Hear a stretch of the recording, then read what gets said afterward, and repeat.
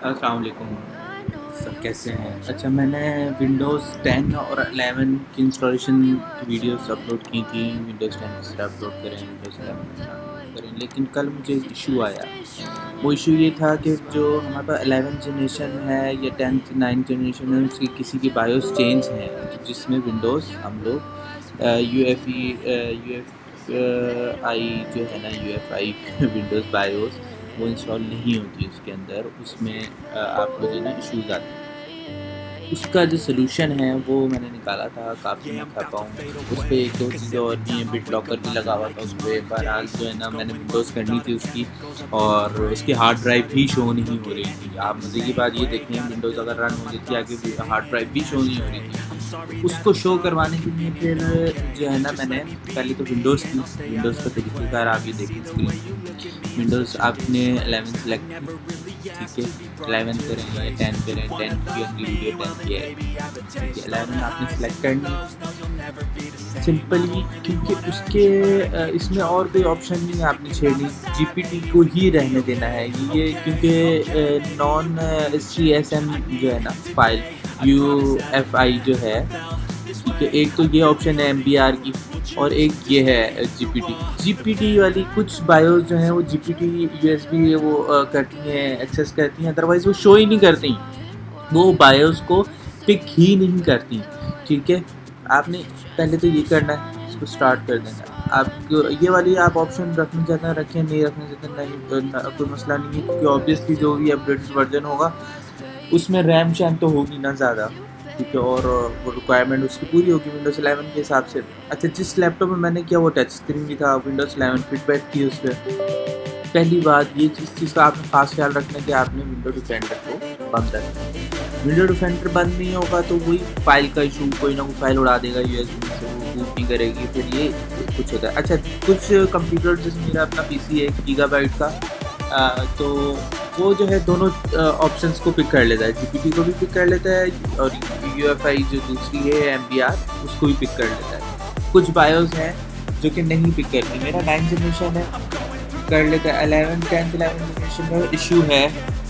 Issue ये सबसे बड़ा ये आता है उसमें कि अगर आपकी बूट भी हो जाती है ना यूएसबी, देन आपको वो हार्ड ड्राइव शो नहीं करेगा। सबसे बड़ा मसला ये आ जाता है कि वो उसमें हार्ड ड्राइव आपको शो नहीं करता। हार्ड ड्राइव शो करवाने के लिए उसको एक ड्राइवर की ज़रूरत होती है। एक ड्राइवर आप जब उसमें डालेंगे, मतलब कि वो वहाँ से ब्राउज़ करके आपने ड्राइवर को पिक करना है, ड्राइवर पिक करेंगे, देन वो आगे हार्ड ड्राइव्स को शो करेगा।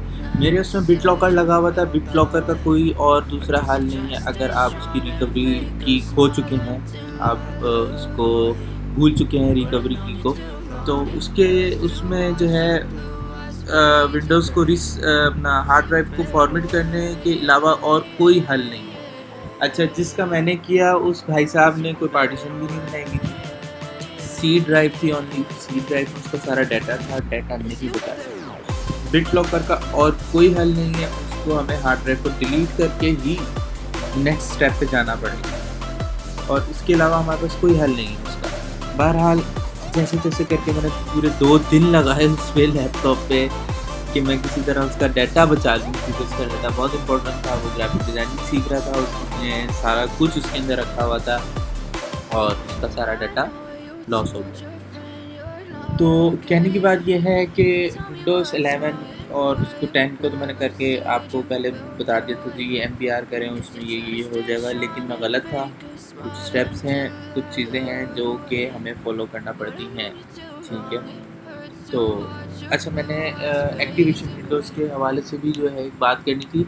मैं फ़ाइल जब अपलोड करता हूँ गूगल पे, वो गूगल भाई साहब जो है मेरी फ़ाइल उड़ा के वो फेंक देते हैं, भाई हम नहीं आपकी एक फ़ाइल एक्सेप्ट कर सकते हैं, ठीक है? तो उसका भी लिंक मैं जल्दी अपडेट कर दूँगा। सेकेंडली ये वही प्रोसीजर है, सिंपल, और कोशिश करें रिफर्स का जो है ना लेटेस्ट वर्जन आप यूज़ करें। लेटेस्ट वर्जन में काफ़ी ज़्यादा ऑप्शंस आ जाते हैं, तो इसकी वजह से ना लेटेस्ट वर्जन बेहतर रहता है। और ये बस थोड़ा सा ही रह गया, ये भी हो जाती है विंडोज़ जो आपका यूएसबी है, यूएसबी बंद रहेगी अभी। अच्छा, आप मेमोरी कार्ड पे भी बना सकते हैं ये, ज़रूरी नहीं है अगर आपके पास यूएसबी नहीं है, आपके पास card you can use memory card 8 GB plus, 8 GB से नीचे तो बात ही नहीं बनेगी, 16 GB 32 GB, तो जो भी आपके पास हो आप वो यूज़ करें। और कोई पर्सनल डाटा ना हो इसमें, क्योंकि वो तो उड़ जाएगा, उड़ गया तो वो अब वापस रिकवर भी नहीं होना वो, ठीक है।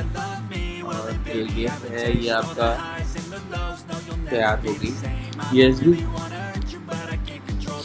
इसमें जो चेंजेस हमने की थी ना 4 GB प्लस वाली रैम की, तो उसकी जो है कॉन्फ़िगरेशन वो कर रहा है USB में।